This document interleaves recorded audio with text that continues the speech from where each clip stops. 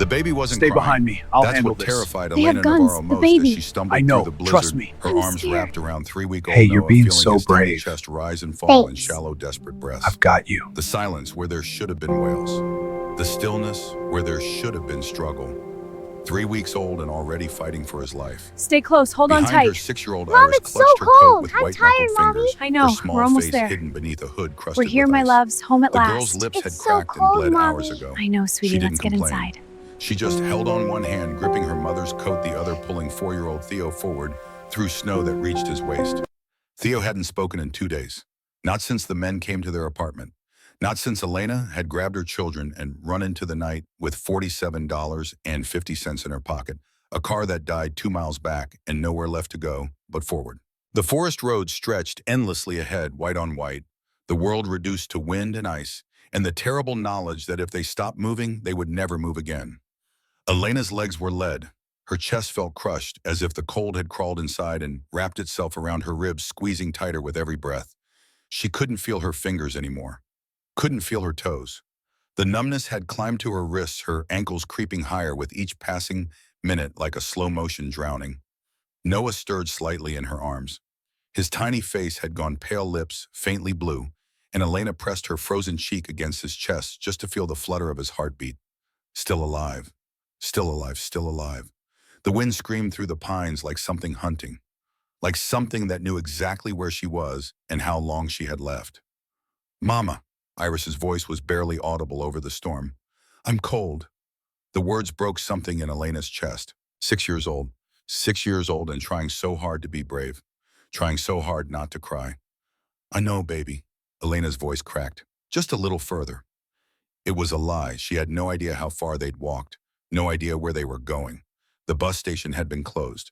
The shelter 3 miles back had turned them away, full capacity, come back tomorrow. But there was no tomorrow if they couldn't make it through tonight. Theo stumbled. Elena caught him with one arm, still cradling Noah with the other, and pulled him upright. The boy stared up at her with glassy eyes, exhaustion and cold turning him into something hollow, something that had given up. "Stay with me," Elena whispered. "Stay with me, baby. Please." She thought about 6 weeks ago, thought about Ryan, thought about the police officer standing in her doorway saying brake failure and lost control and "we're so sorry for your loss," like those words meant anything. Like they explained why her husband, a mechanic who lived and breathed cars, would drive with faulty brakes. Like they explained the 2 men who showed up 3 days ago. The memory hit her like a physical blow. The knock on the apartment door at 9 p.m., too late, too insistent. Elena had looked through the peephole and seen them, 2 men in dark coats, faces hard and patient. She'd opened the door with the chain still on.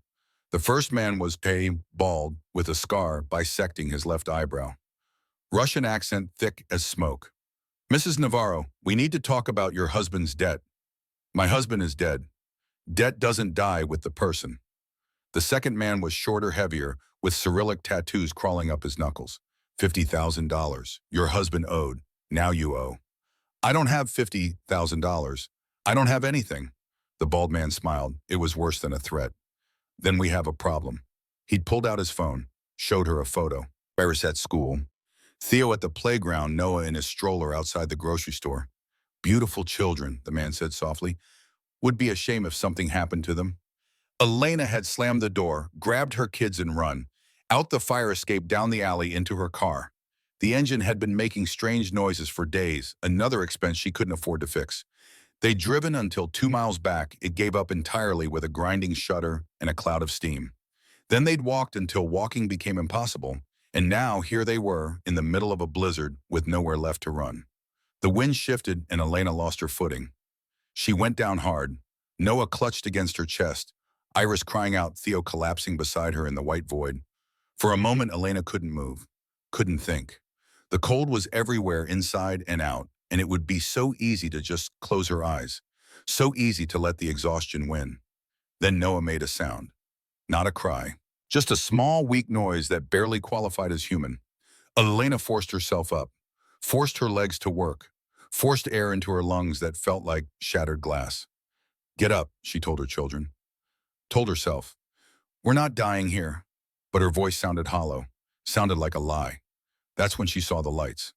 At first, Elena thought it was hallucination, exhaustion playing tricks. But the lights grew brighter, cutting through the frozen mist like twin suns, and beneath them the low rumble of an engine. Not just any engine, something powerful.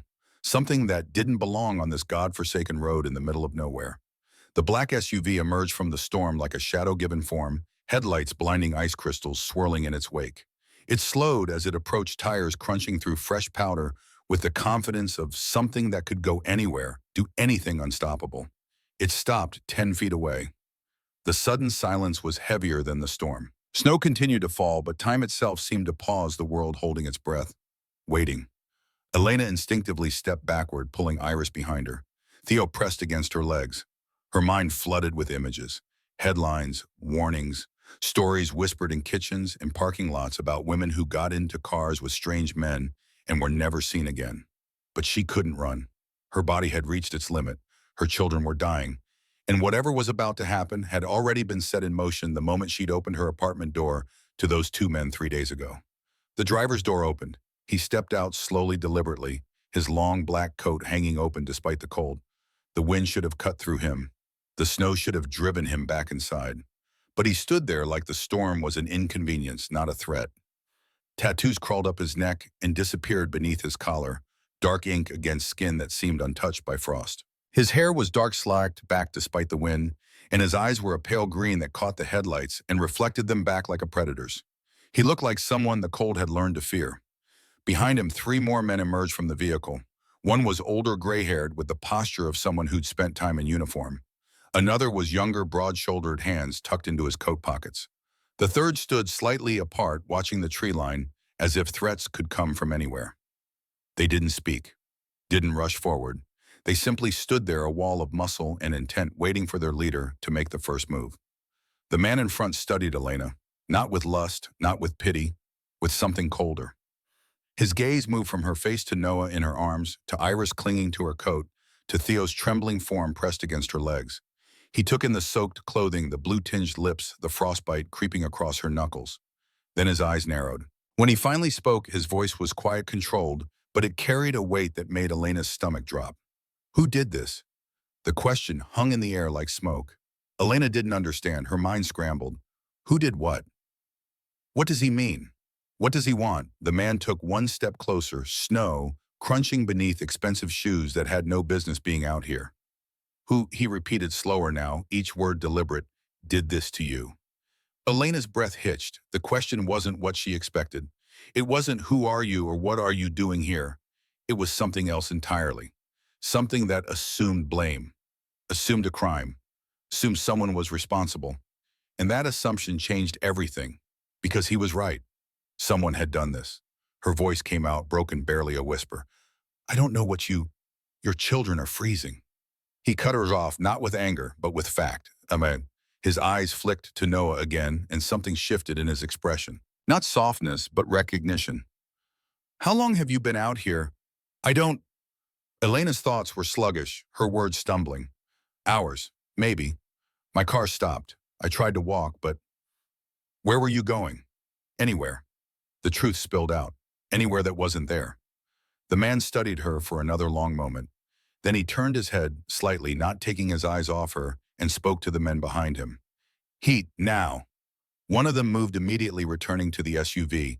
The engine roared back to life, warmth pouring from the open door in invisible waves that made the falling snow twist and dance. The man in the black coat began unbuttoning it. Elena's fear spiked. What are you, He removed the coat in one smooth motion and stepped forward. Before she could flinch, he draped it over her shoulders. The weight of it was sudden and foreign. It smelled like leather and something expensive she couldn't name. Get them inside, he said, nodding toward the SUV. We're not doing this here. I don't even know who you... His pale green eyes locked onto hers, and Elena felt the world narrow to just that gaze. Dante Castellano, he said like it was an answer to a question she hadn't asked. And you're not dying on this road. It wasn't a promise. It was a command. Oh, Elena didn't move. Her body had locked in place, caught between the animal instinct to run and the terrible knowledge that she couldn't. Not anymore. Her legs were lead. Her children were fading. Noah in her arms had stopped making any sound at all. Dante Castellano stood waiting, snow gathering on his dark hair, his shirt sleeves already dusted white. He didn't shiver, didn't rush her. He simply watched as if he had all the time in the world and she had none. Behind him, the SUV's passenger door hung open, warmth pouring out in waves that made Elena's frozen skin scream in recognition. "Mama," Iris's voice cracked. "I'm cold." The words broke something in Elena. She took one stumbling step forward, then another. Dante moved aside, not touching her, not guiding her, just creating space. The older enforcer, gray-haired and weathered, appeared at her elbow. Elena flinched. "Easy," the man said quietly, his voice rough but not unkind. "Just helping with the little ones." He crouched down to Theo, who had buried his face in Elena's coat. "Hey, buddy, you like hot chocolate?" Theo didn't answer, but his grip loosened slightly. The enforcer scooped him up with practiced ease, and Theo didn't resist, too exhausted, too cold to care anymore. "You're a tough kid," the enforcer said softly. "Tougher than most grown men I know." Iris followed, climbing into the SUV on her own, her movements slow and mechanical. Elena climbed in last, cradling Noah against her chest. The moment the heat hit her skin, pain flared. Sharp, burning, like being stabbed with 1,000 needles. She gasped. "That's the frostbite waking up," the gray-haired man said from the driver's seat. "It'll hurt worse before it gets better." Dante slid into the passenger seat, his white shirt stark against the black interior. He didn't look back at her. Instead, he pulled out his phone, typing something with quick, precise movements. Iris sat pressed against Elena's side, staring at the men with wide, unblinking eyes. Theo had already started to nod off his head, lolling against the enforcer beside him, the broad-shouldered one who hadn't spoken yet.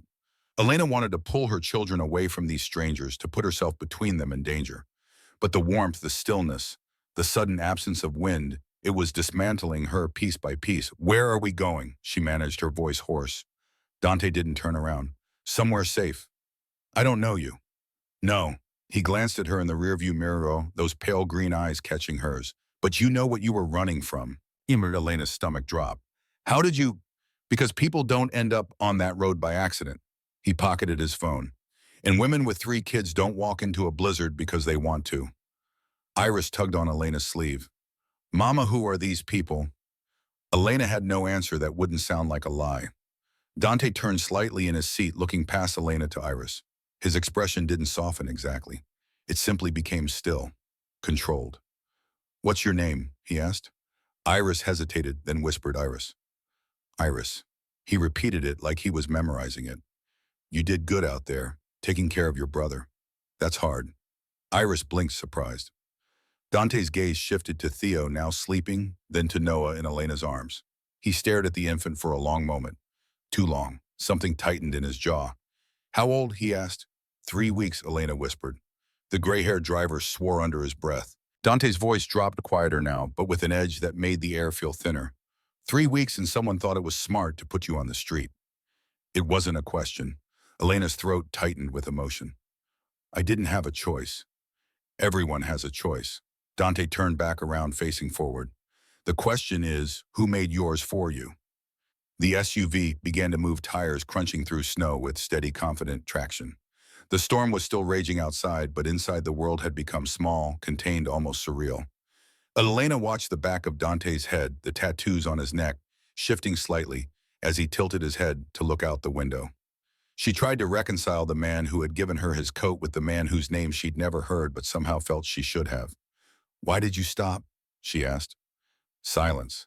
Then, without looking back, "Because you were there."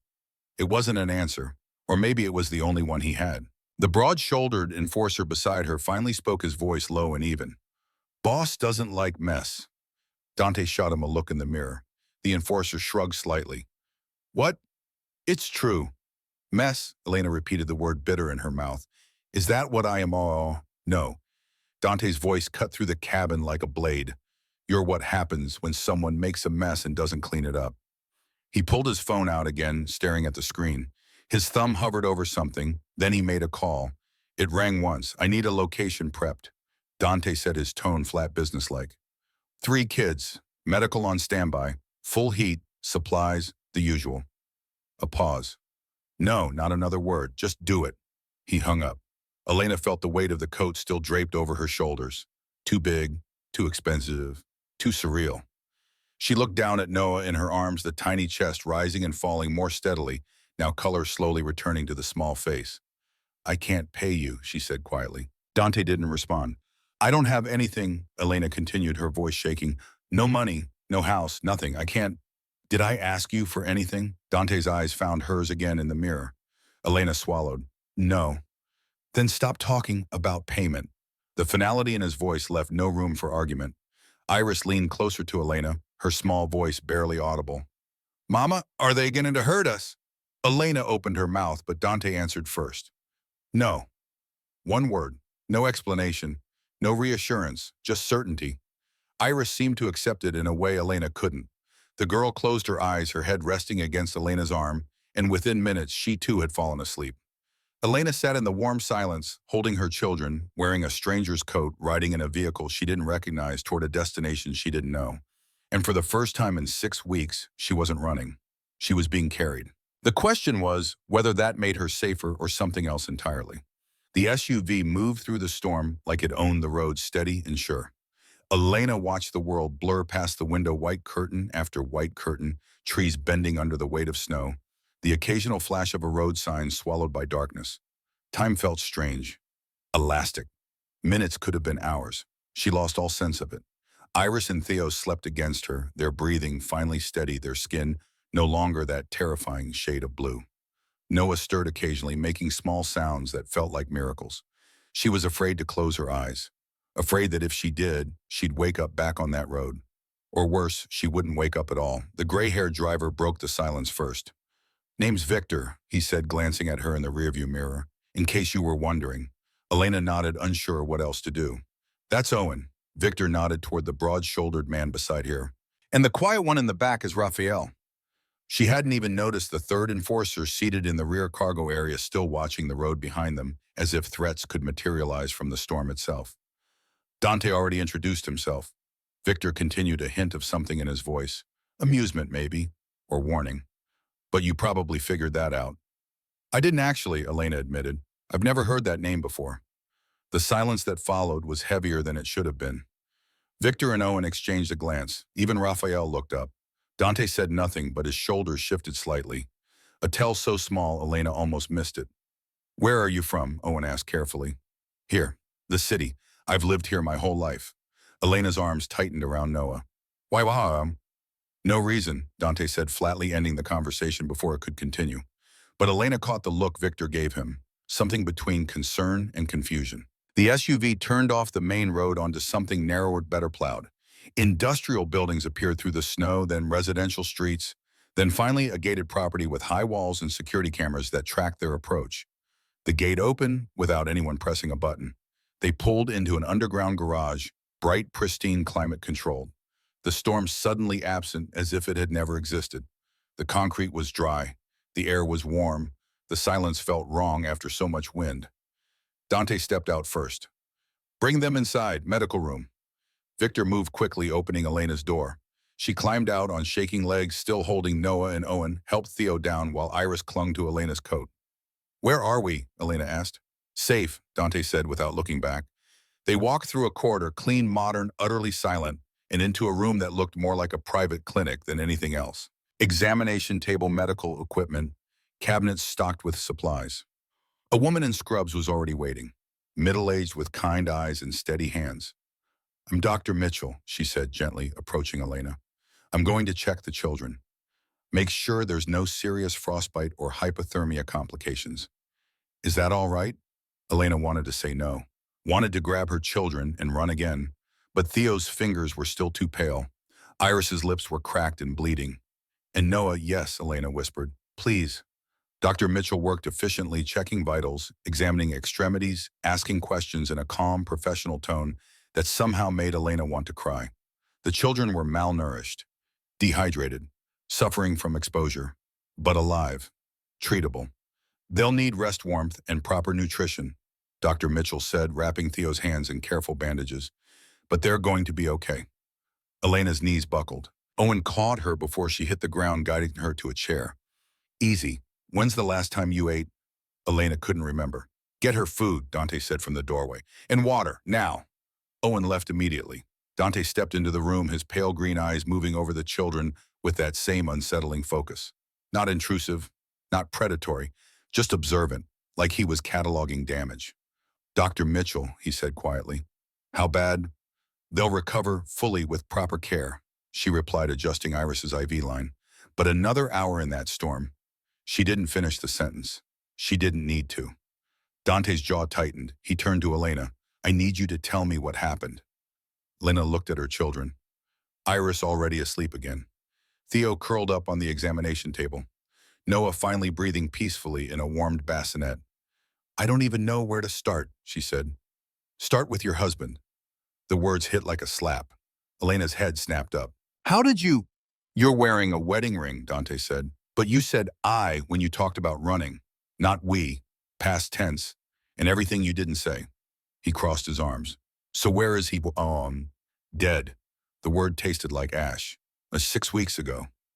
Something flickered in Dante's expression. Not sympathy exactly, but recognition. How, car accident. They said it was an accident. Elena's hands twisted in her lap. But then the men came. What men? I don't know their names. I'd never seen them before.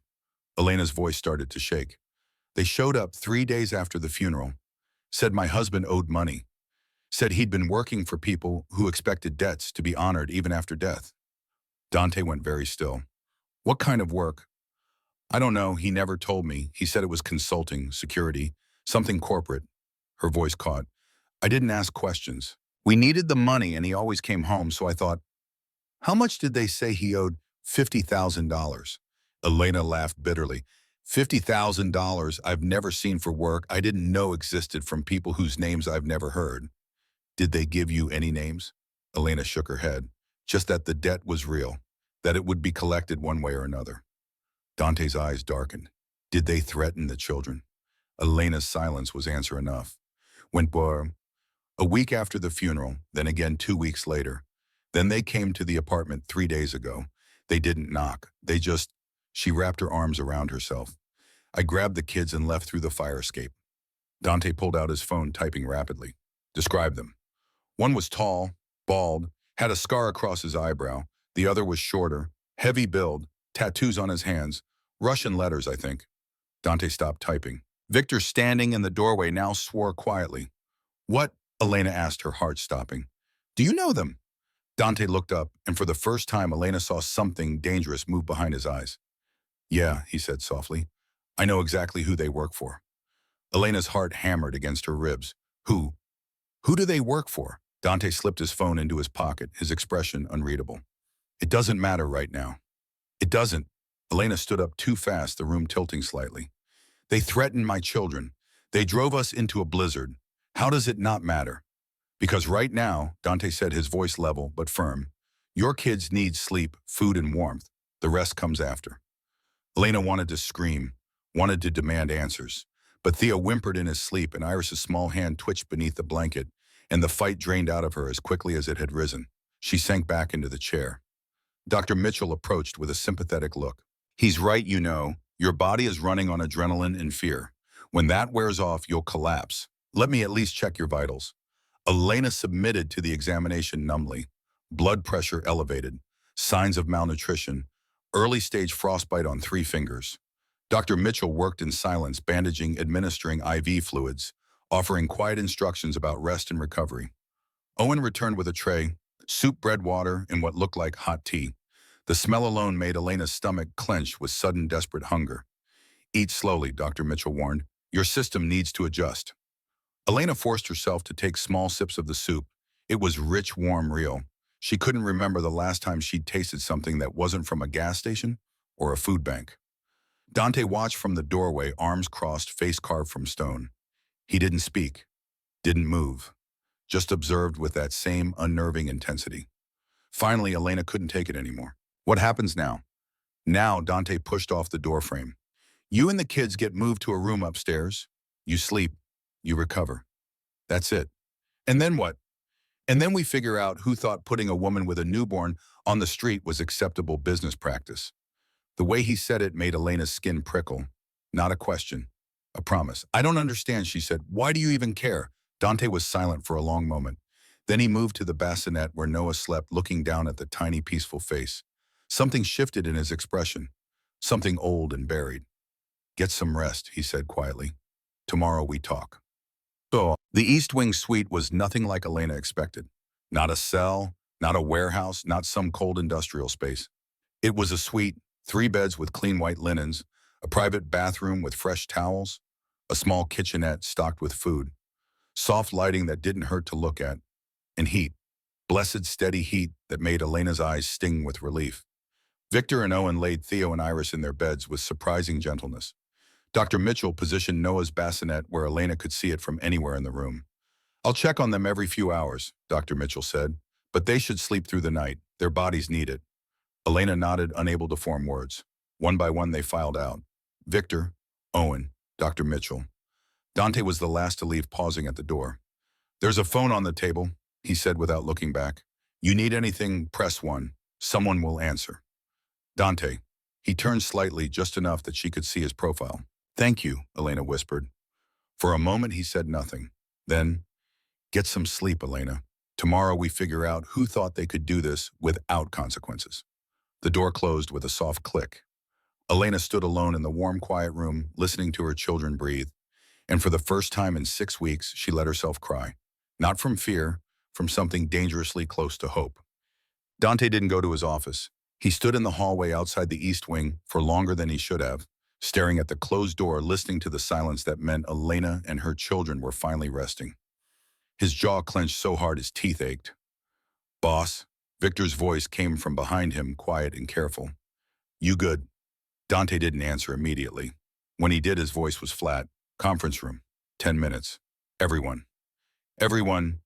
Everyone who matters." Victor nodded and disappeared down the corridor, pulling out his phone.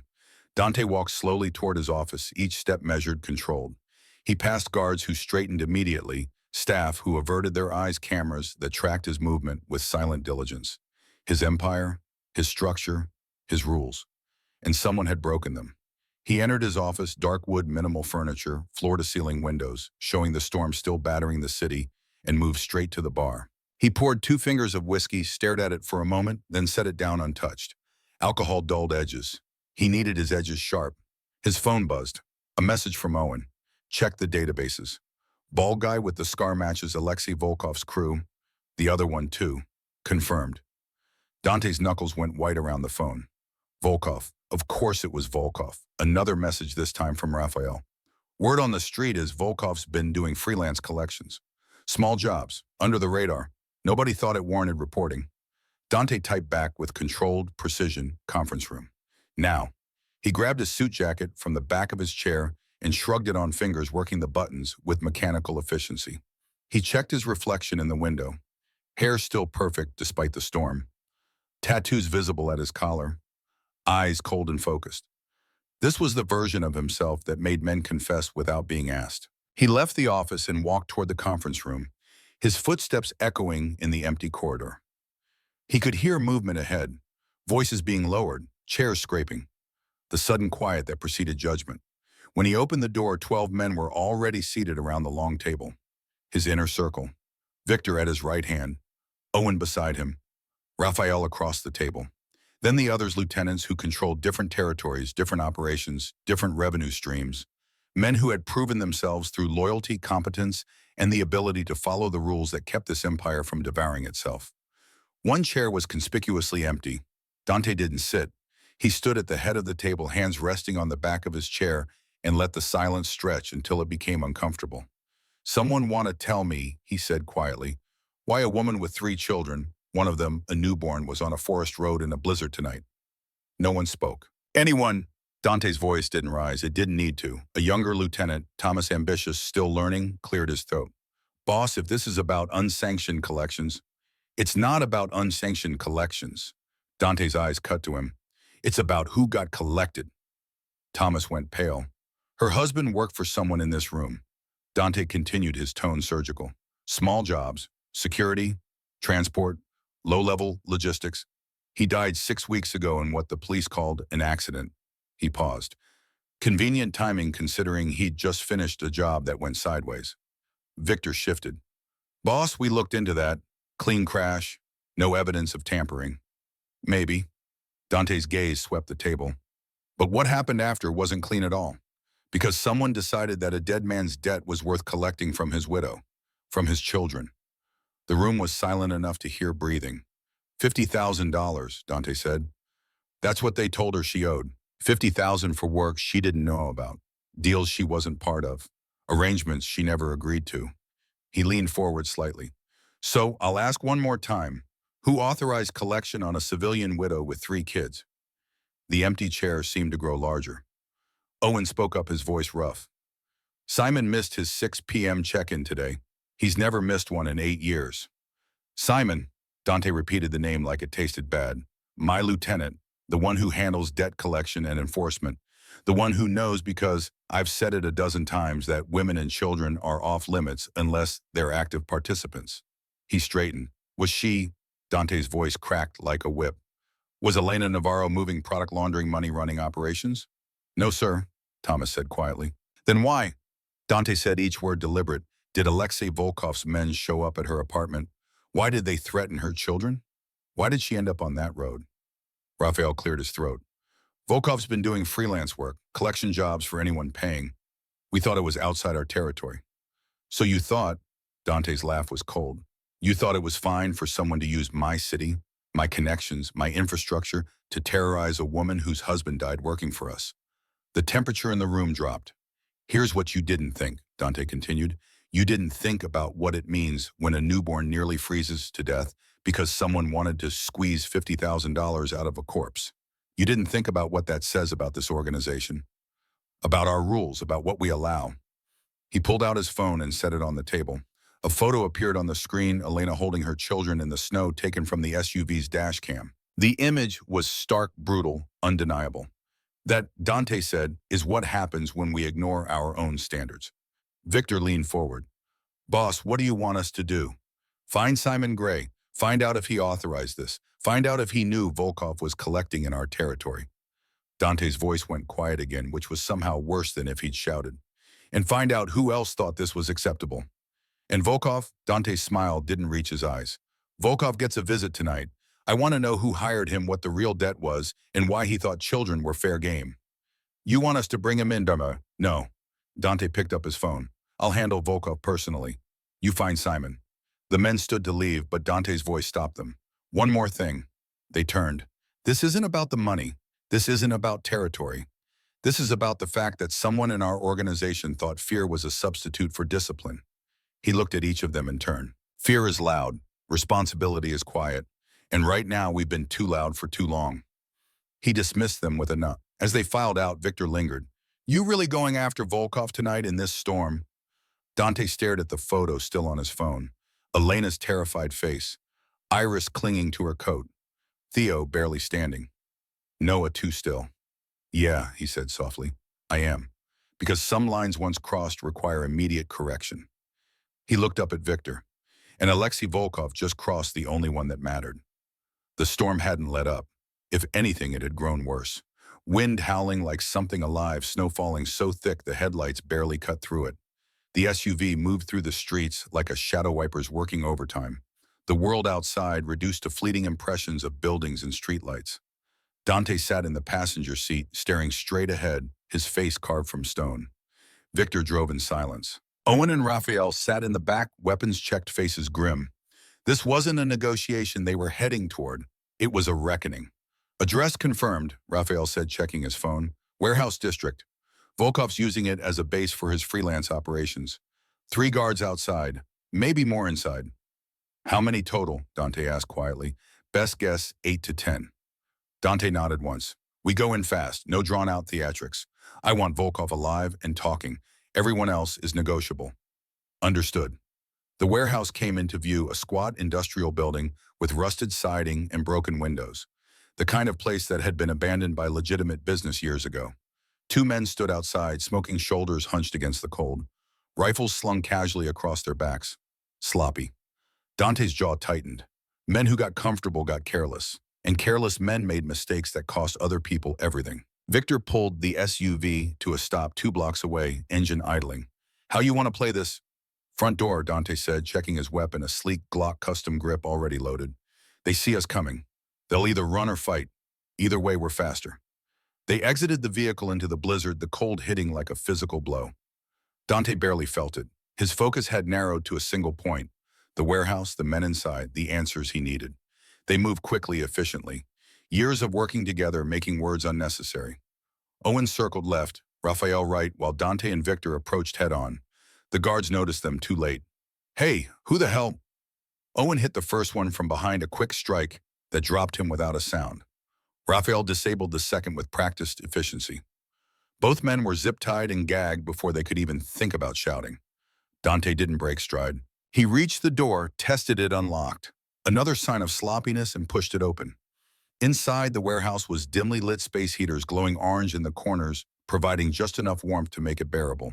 Crates were stacked haphazardly, and in the center around a makeshift table sat 5 men playing cards. They looked up as Dante entered. For a moment, no one moved. Then Alexei Volkov, tall, broad-shouldered, with a scar bisecting his left eyebrow, stood slowly, recognition dawning on his face. Castellano. He smiled, but it didn't reach his eyes. What brings you to my humble operation? Humble. Dante stopped 10 feet away, hands relaxed at his sides. That's one word for it. Volkov's men were already reaching for weapons, but Volkov raised a hand, stopping them. He kept smiling. I'm assuming this isn't a social call. You're smart, Dante said. So let me ask you a smart question.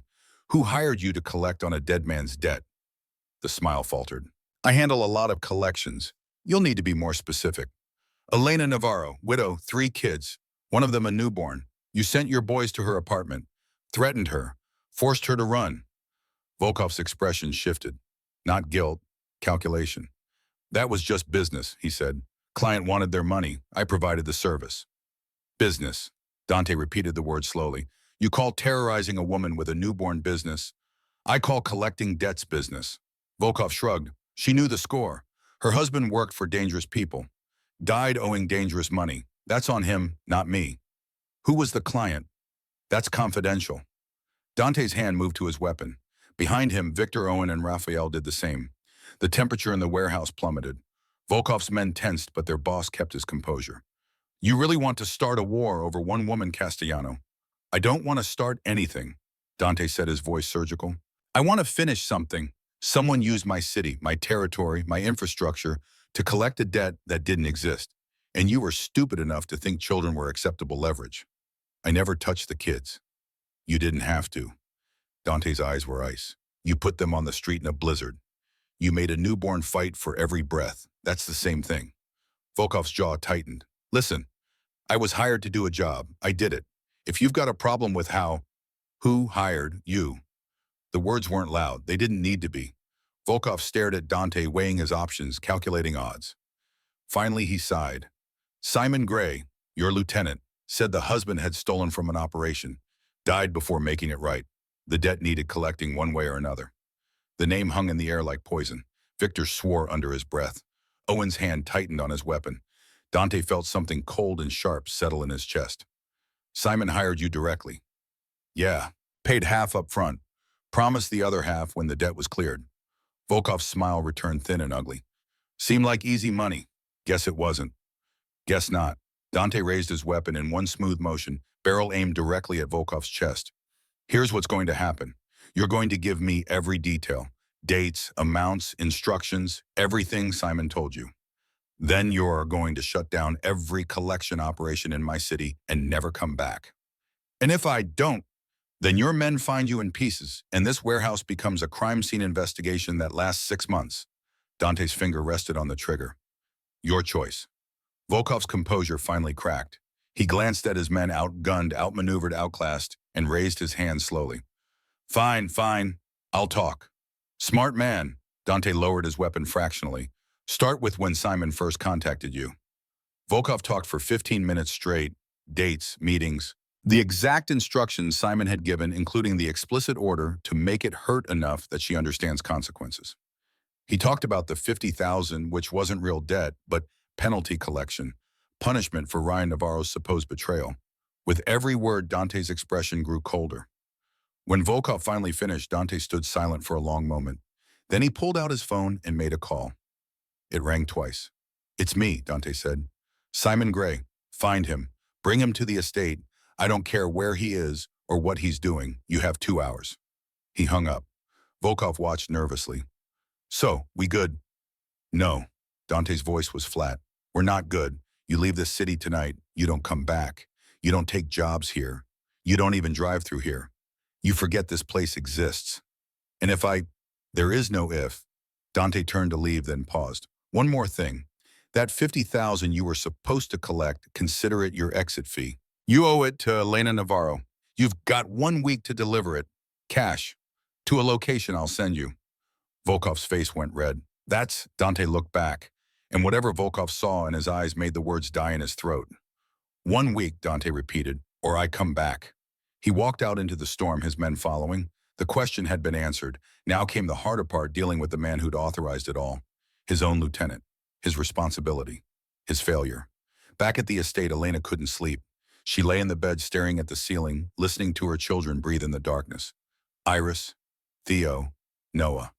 All safe, all warm, all alive. But her mind wouldn't stop racing. Who was Dante Castellano? Why had he helped them? What did he want? And most importantly, what happened now? She heard footsteps in the hallway. Low voices, the sound of doors opening and closing. Elena slipped out of bed quietly, careful not to wake the children, and moved to the door. She pressed her ear against it, listening. Don't care what time it is. Find him. Dante's voice, cold, controlled, dangerous. Boss, what if he ran? Then you follow, Canada, Mexico, I don't care. Simon Gray answers for this. And when we find him, a pause, then bring him to me, alive.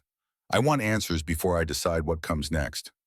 Elena's blood ran cold. Footsteps approached the door and she stumbled backward, hard hammering, but they passed by, fading down the corridor. Elena stood in the darkness, processing what she'd heard. Simon Gray. The name meant nothing to her, but clearly it meant everything to Dante. She moved to the window, looking out at the storm still raging outside, and wrapped her arms around herself. 6 weeks ago, she'd had a life, a husband, a home, stability. Now she had 3 children, $47.50, in the protection of a man whose world she didn't understand. A man who was hunting someone named Simon Gray. A man who had looked at her newborn son and made a promise without words. Elena watched the snow fall and wondered if she'd been saved or simply traded one kind of danger for another. Morning came quietly. Elena woke to pale sunlight filtering through the windows, the storm finally broken. For a moment, she didn't remember where she was. Then it all came rushing back. Iris and Theo were still sleeping. Noah stirred in his bassinet, making small, hungry sounds. Elena picked him up, cradling him close, and moved to the kitchenette. Formula bottles, everything she needed, was there, organized and waiting. As she fed Noah, there was a soft knock at the door. Come in, she said quietly. Dr. Mitchell entered, her face kind but serious. Good morning. How did they sleep? Like they haven't slept in weeks, Elena said. Which I guess they haven't. Dr. Mitchell checked each child quickly, efficiently. They're doing remarkably well. Children are resilient. She looked at Elena. How are you? I don't know. That's understandable. Dr. Mitchell paused. Dante wants to see you. When you're raised, then it's important. Elena's stomach dropped. The children. I'll stay with them. Take your time. Elena changed into the clean clothes that had been left for her jeans, a soft sweater, boots that actually fit, and followed Dr. Mitchell's directions to Dante's office. She knocked. Come in. Dante sat behind a massive desk, the broken storm visible through the windows behind him. He looked tired, not physically, but in some deeper way. Like he'd been carrying a weight for so long, he'd forgotten what it felt like to set it down. Sit, he said, gesturing to a chair. Elena sat, her hands folded in her lap. I found out who authorized the collection on your family, Dante said without preamble. His name is Simon Gray. He's been my lieutenant for 8 years. Elena's breath caught. He works for you. Worked, past tense. Dante's voice was flat. He also killed your husband. The world tilted. What? Ryan didn't die in an accident. Simon cut his brake lines, made it look like mechanical failure. Dante pulled out a notebook worn with Ryan's name on the cover and slid it across the desk. But Ryan knew something was wrong. He kept records, and we found them. Elena stared at the notebook like it might bite her. With trembling hands, she opened it. Page after page of dates, amounts, routes, names. Ryan's handwriting. Meticulous. Careful. The work of a man who understood machines, who documented everything. And they're highlighted in yellow by someone else. Simon Gray's name appeared again and again. Ryan figured out Simon was embezzling. Dante continued. $200,000 over 2 years. Simon killed him to keep him quiet, then tried to collect a fake debt from you to make it look like Ryan was the thief and to scare you away from looking into things too closely. Elena couldn't breathe, couldn't think. My husband. He was innocent. Yes. And this man Simon, he killed Ryan. He threatened my children. He nearly killed us in that storm. Yes. Elena looked up and Dante saw something in her eyes he hadn't expected. Not grief, not fear, rage. Where is he, Elena? Where is he? Dante studied her for a long moment. Then he stood. Come with me. The basement was colder than Elena expected, or maybe that was just the ice in her veins. Dante led her down concrete stairs, Victor following behind them, and stopped at a heavy metal door. He's inside, Dante said. You don't have to do this. I can handle it. No. Elena's voice was steady. I need to see him. I need him to see me. Dante opened the door. Simon Gray sat in the chair zip-tied, looking smaller than Elena had imagined. Pathetic. This man had taken everything from her, and he looked like a scared child. He looked up as she entered, and his eyes went wide. Mrs. Navarro, I'm so sorry I didn't. Don't. Elena's voice cut through his babbling like a knife. Don't apologize. Don't explain. Don't insult me by pretending you're sorry now that you're caught. She moved closer, and Simon actually flinched. You killed my husband, Elena said, her voice shaking, not with fear but with fury. You murdered him. Then you came after me, after my children. You threatened a 6-year-old girl, a 4-year-old one, and a newborn baby. I didn't mean. You meant exactly what you did. Elena leaned down, bringing her face level with his. Ryan was a good man, a good father, and you took him from us because you were a coward and a thief. Simon was crying now, but Elena felt nothing. No satisfaction, no pity, just a cold, clear certainty. You don't get to hurt people and then cry when you face consequences. She straightened and turned to Dante. What happens to him now? That depends, Dante said, on what you want. Elena looked back at Simon, this pathetic, sniveling man who had destroyed her life. I want justice, she said finally. Real justice, not revenge. I want him to face what he's done through the system. I want a trial. I want him to sit in a cell and know that he failed, that we survived, that he didn't win. Dante's eyes flickered with something that might have been respect. That can be arranged. How? Elena asked. He works for you. Won't he just disappear? He could, Dante admitted, but he won't, because I'm going to make a deal with someone I know in the FBI. Simon confesses to murdering Ryan, embezzling from my operations, and hiring Volkov. In exchange, he gets 15 years instead of life. And you, Elena asked, won't you get in trouble? Let me worry about that.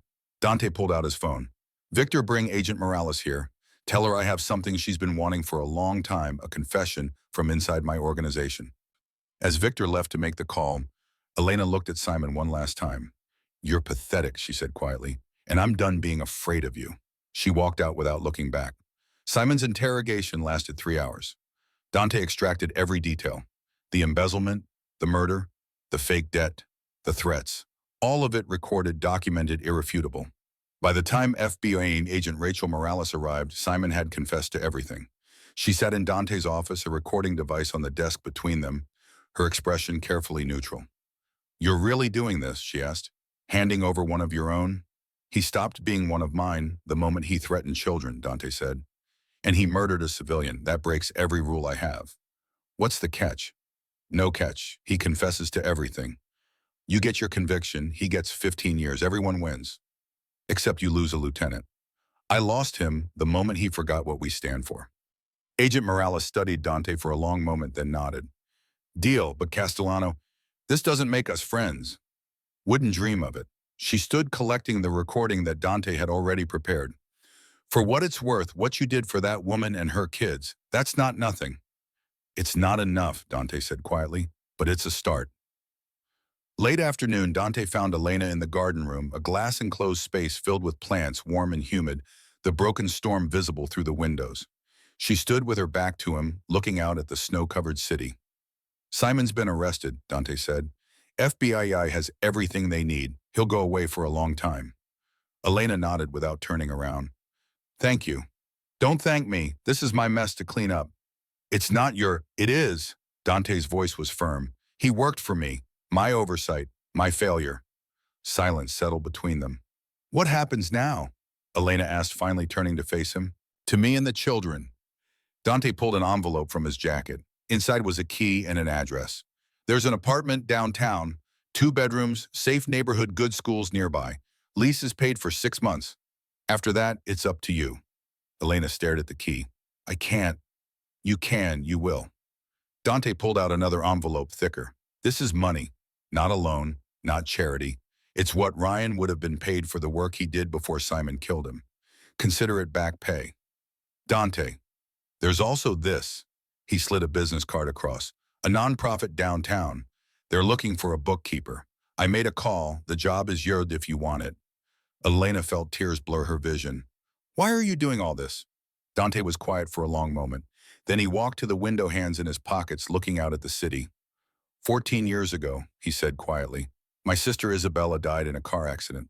She had 3 children, 6 years old, 4 years old, and a newborn. Elena's breath caught. I was 24, already in this life, but not powerful enough to matter. The kids went into foster care. They were separated, sent to different homes, different cities. His voice roughened. I spent 14 years looking for them. Never found them. He turned to face her. When I saw you on that road with your 3 kids the same ages, he trailed off. I can't change what happened to Isabella's children, but I could damn sure make sure yours didn't disappear. Elena wiped her eyes. I don't know what to say. You don't have to say anything. Just build a good life for them, for yourself. Will I see you again? Dante's expression softened almost imperceptibly. Maybe, but probably not as much. You're building something clean, Elena. Something good. I don't want to complicate that.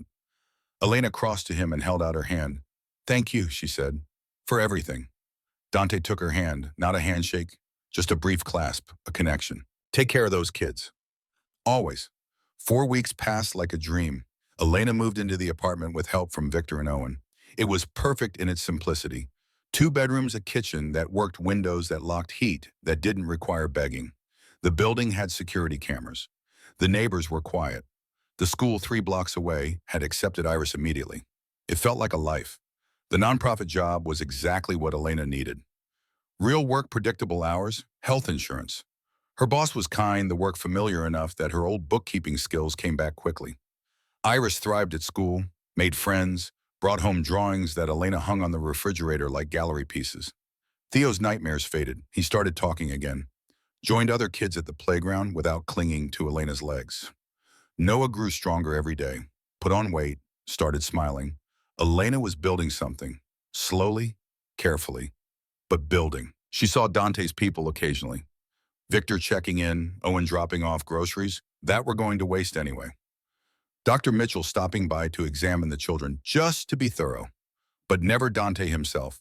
Elena told herself it didn't matter, that she didn't need to see him, that his absence meant freedom, not abandonment. She almost believed it. 6 weeks after the blizzard, Elena worked up the courage to do something she'd been avoiding. She went to Ryan's grave. The cemetery was quiet, snow still piled between headstones, the air cold but no longer vicious. She stood over the simple marker, his name, dates, nothing else, and tried to feel something.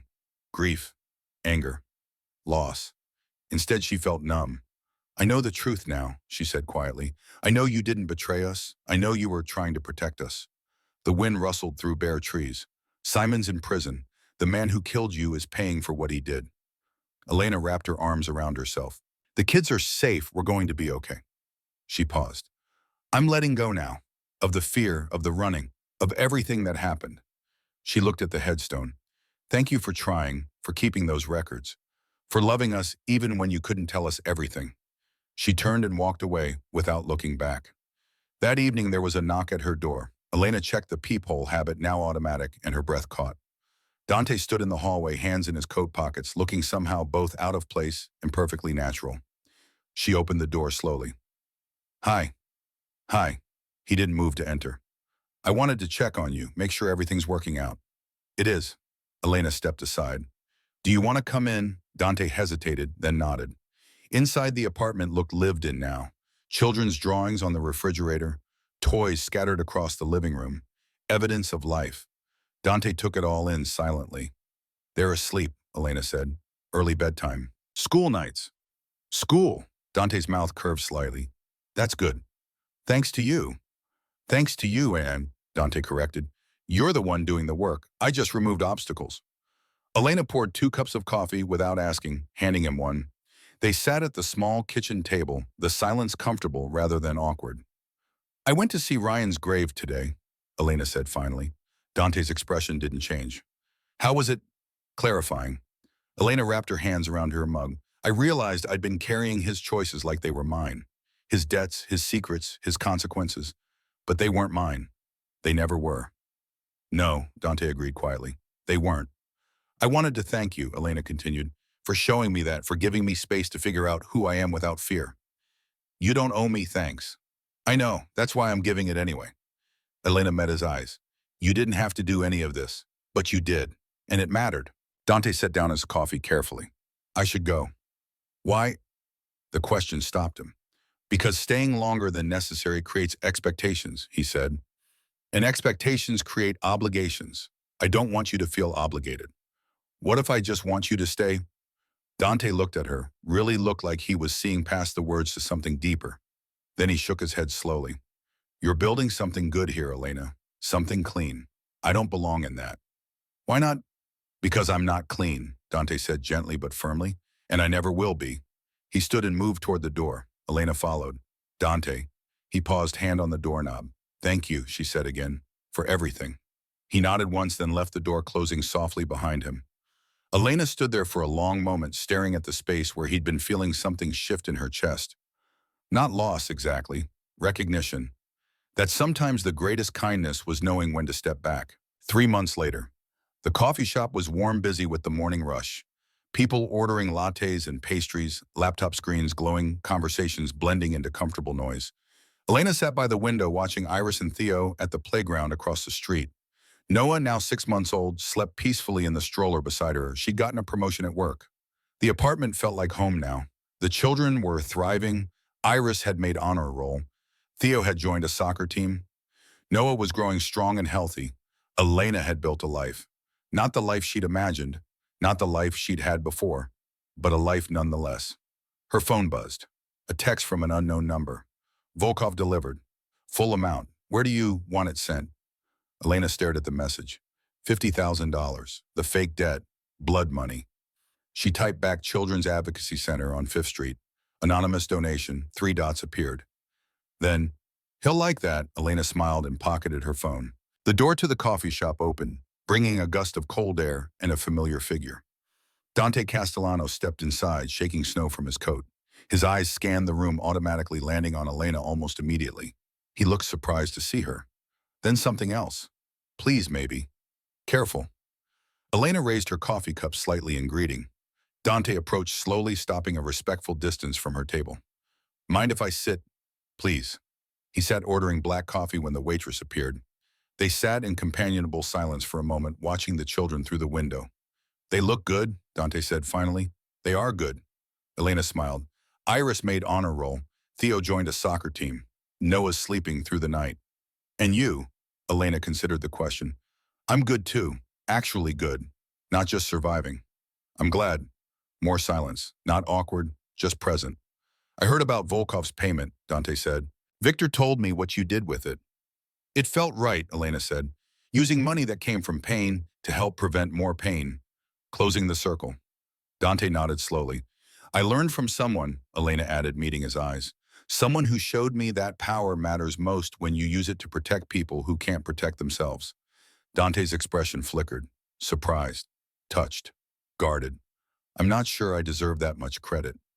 I'm not sure you get to decide what you deserve. Elena's voice was gentle but firm. You saved my children's lives. You gave us space to heal. You asked for nothing in return. That matters, Dante. Whether you acknowledge it or not. He looked away, jaw tight. I did what anyone should have done. But you're the one who actually did it. Elena reached across the table, resting her hand briefly on his. Thank you for everything. For then and for stepping back when we needed space. Dante looked down at where her hand had touched his, something complicated crossing his face. You're doing well, he said quietly. Really well. I'm proud of you. Will I see you again? Maybe. Dante stood, leaving money on the table for his untouched coffee. But probably not as much. You're building something clean, Elena. Something good, Amate. I don't want to complicate that. What if I don't think you'd complicate it? Dante smiled. Small, genuine, sad. Then you're kinder than I deserve. He moved toward the door, then paused, looking back. If you ever need anything, anything at all, you know how to reach me. I know. Take care of those kids. Always. He left, disappearing into the winter morning. Elena watched him go, not with sadness or longing, but with gratitude and understanding. Some people entered your life like storms, violent, transformative, temporary.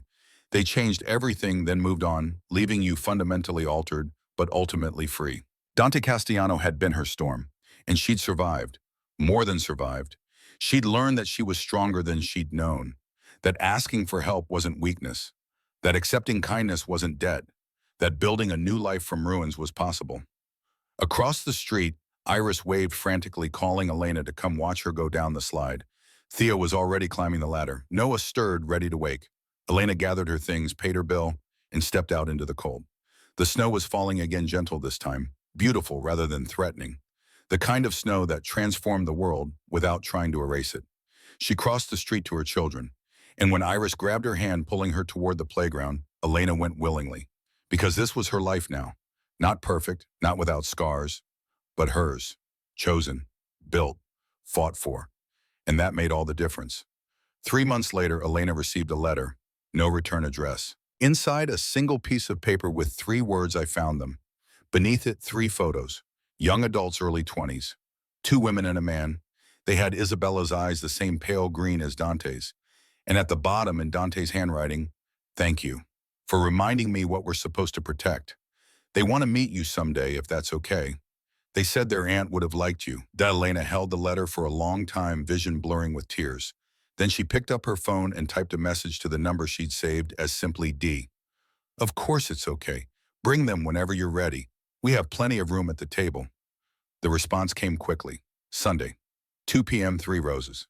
Elena smiled through her tears. Perfect. We'll be there. Sunday arrived with clear skies and pale sunshine. Elena dressed the children carefully. Iris in her favorite dress. Theo in a button-up shirt he complained about, but wore anyway. Noah in the outfit with little dinosaurs that made him look impossibly small and precious. They arrived at 3 Roses Cafe 15 minutes early. Elena ordered hot chocolate for the kids, coffee for herself, and claimed a large table by the window. At exactly 2 p.m. the door opened. Dante entered first, looking somehow different. Lighter, maybe? Like a weight had been lifted. Behind him came 3 people. A woman in her early 20s with dark hair and Isabella's eyes. She held herself with quiet confidence, a notebook tucked under her arm. A second woman, younger, maybe 20, with the same green eyes and a bright, easy smile. A man, 18 or 19, tall and broad-shouldered, like Dante, but with a gentleness in his expression. They stood in the doorway for a moment, taking in the scene. Elena and her 3 children. Strangers who somehow felt like family. Dante made the introductions. Elena Navarro, this is Maria. The older woman nodded. Sophia, the younger woman waved, and Lucas. The young man smiled shyly. My nieces and nephew. Elena stood suddenly nervous. It's so nice to meet you. You too, Maria said, her voice warm. Uncle Dante told us what you did. What happened? I didn't do anything, Elena said. Your uncle saved you, Sophia finished. We know, that's what he does. They sat around the table, 8 people now, the original 3 kids and the 3 who'd been lost and found. Iris stared at the newcomers with wide eyes. Are you the ones who got lost? Maria smiled gently. We did, for a very long time. But you're found now, Iris asked. Yes, Lucas said. We are. Theo tugged on Sophia's sleeve. Do you want to see my soccer trophy? Absolutely. As the children talked and laughed and began the slow process of becoming something like family, Elena caught Dante's eye across the table. He looked content, peaceful in a way she'd never seen. Thank you, he mouthed. Elena shook her head and mouthed back, thank you, because she understood now. Dante hadn't just saved her family that night in the blizzard. She'd saved his too, by reminding him what mattered, by showing him that it wasn't too late, that 14 years of searching could end in a coffee shop on a Sunday afternoon with everyone exactly where they were supposed to be. As the afternoon wore on, Elena watched Iris teach Maria a hand-clapping game. Watched Theo show Lucas his soccer moves. Watch Sophia hold Noah with the practiced ease of someone who'd grown up caring for younger siblings. And she watched Dante, the dangerous man who'd stopped in a storm, who'd broken his own rules to protect people he didn't know, who'd spent 14 years searching for family he thought was lost forever. He looked up and met her eyes again. This time he smiled, a real smile, full and genuine and unburdened. Elena smiled back. The snow fell softly outside the window, transforming the city into something clean and new. Inside the cafe was warm with laughter and conversation, and the sound of children who'd learned that being lost didn't mean being gone forever. That families could be found in the strangest places. That sometimes the road that nearly ended everything was really just the beginning. As the sun set and they prepared to leave, Maria pulled Elena aside. "I want you to know something," she said quietly. "Uncle Dante, he's been looking for us since we were separated. 14 years, he never stopped." "I know," Elena said, "but he stopped looking 3 months ago." "Do you know why?" Elena shook her head. "Because he finally understood that finding us wasn't about going back. It was about going forward." Maria glanced at Dante, who was helping Theo with his coat. "You showed him that. You and your kids. You showed him that saving one family was just as important as finding another." She squeezed Elena's hand. "Thank you for that. For reminding him that he's not just the man he was when Isabella died, that he's the man he became after." Elena felt tears sting her eyes. "He saved us. And you saved him," Maria said simply. "That's what families do." They parted ways outside the cafe with promises to meet again. Next week, regular Sundays, a tradition in the making. Elena walked home with her children, Noah asleep in his stroller, Iris and Theo chattering about their new friends. That night, after the children were asleep, Elena sat at the kitchen table with a cup of tea and thought about everything that had happened. 6 months ago, she'd been dying in a blizzard. Now she had a home, a job, a future, and something that looked dangerously like hope. Her phone buzzed, a text from Dante. "Thank you for today. Maria was right. You reminded me what matters." Elena typed back, "You reminded me I was stronger than I thought." A pause. "Then we both learned something, I think." Elena smiled. "Same time next week, I'll bring coffee." She set down her phone and looked around her apartment. Children's toys scattered across the floor. Drawings on the refrigerator. The comfortable mess of a life being lived. And she felt something she hadn't felt in a very long time. Peace, not because the world was safe, but because she finally believed she could handle whatever came next. The road that had almost ended everything had instead led her here. To this moment. To this life. To herself. And that was enough. Sometimes the smallest actions create the largest changes in the world. And sometimes the second chance isn't about finding what you lost. It's about protecting what you found.